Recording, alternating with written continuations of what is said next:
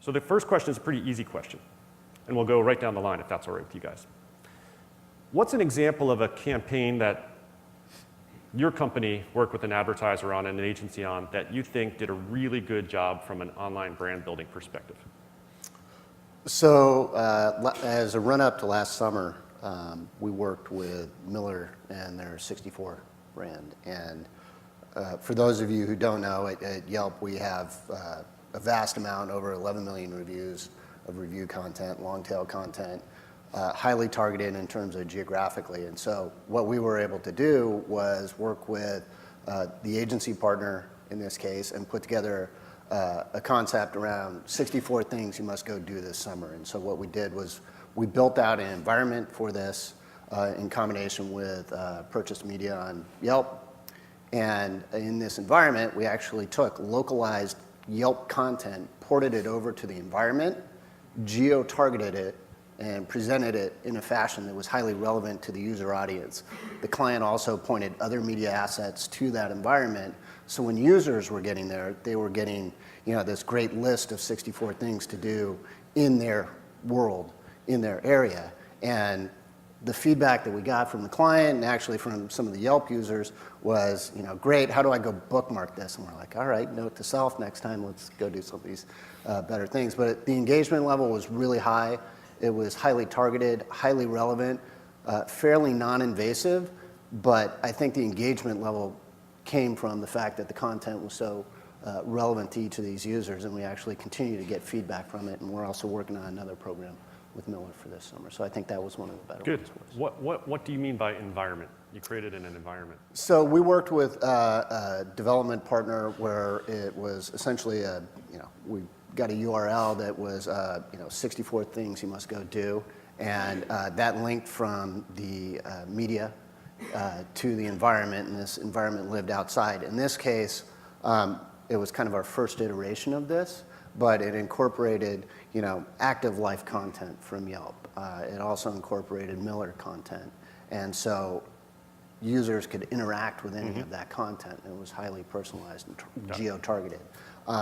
We've done some second iterations of this that incorporate today, integration with Facebook fan pages and actually embedding that into the Facebook fan page as well as the client site, as well as building out Twitter feeds that are following, the conversation going on around the brand. That sounds like a lot of work. It was. Excellent. So it was a microsite. It was a microsite. Cool. Rich, how about you? And I think it was useful, Dave gave a little introduction of some bullet points about Yelp, maybe some quick introduction points about CBS Interactive, and then how you built brands for companies that advertise with you. So CBS Interactive, obviously, it's companies and brands and sites that you guys touch every day. For the tech-savvy consumers, you obviously use CNET. For the gamers, you use something like GameSpot. What I'm primarily charged with is CBSSports.com, which is the online manifestation of everything CBS Sports touches on air and on radio. And it's a fun thing for us because we're able to do things online that you really can't do on television. Playing fantasy sports doesn't really have any representation in television because it doesn't have an application.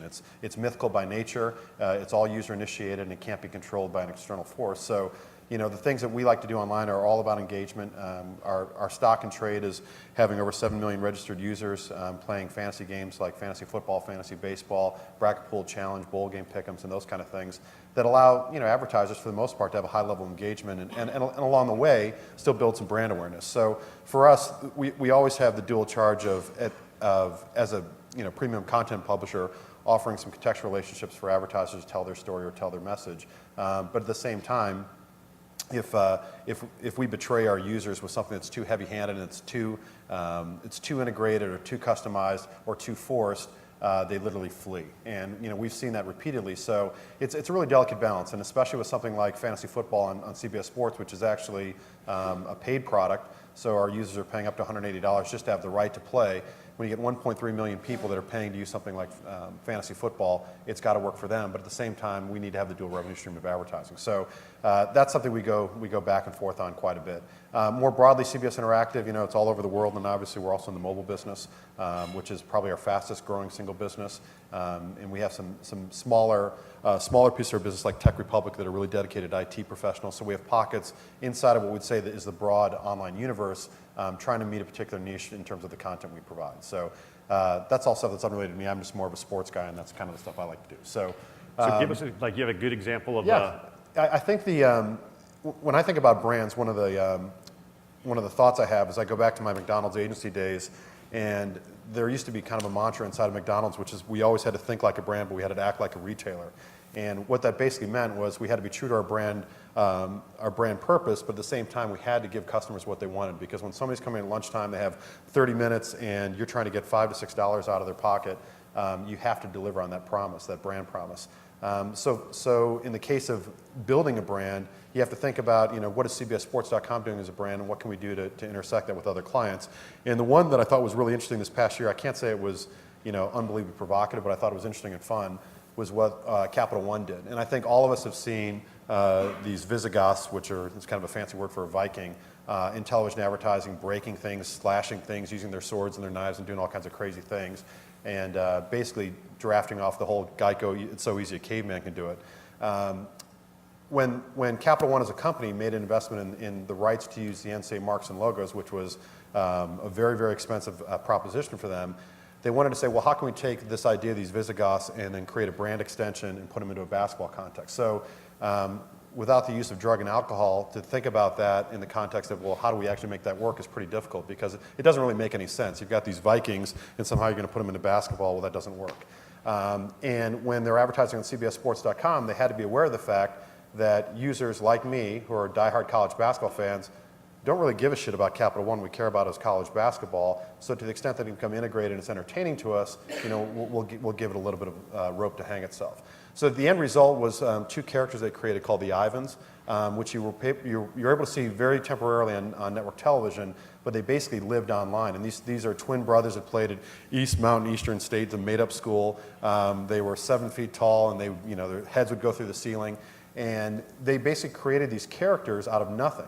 And I think the whole idea was that Capital One was able to take their brand, which was fun and new and original and trying to break through the clutter of what you see with bank card advertising, and use these two guys only in an online context to have a conversation with people who only care about college basketball. So I think at the end of the day, when you're building your brand, you have to first and foremost be ready to build those brand extensions.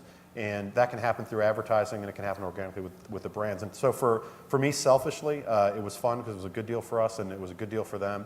And it's something that I like to use as a test case to say to other brands, hey, you can afford to be a little bit new and different and still use video online. You don't simply have to repurpose the same $750,000 produced spots you put on network television to put online. You can actually do something new and unique, and that was a fun aspect of it. Sorry for talking so long. No, that was a great example. I love the Ivans.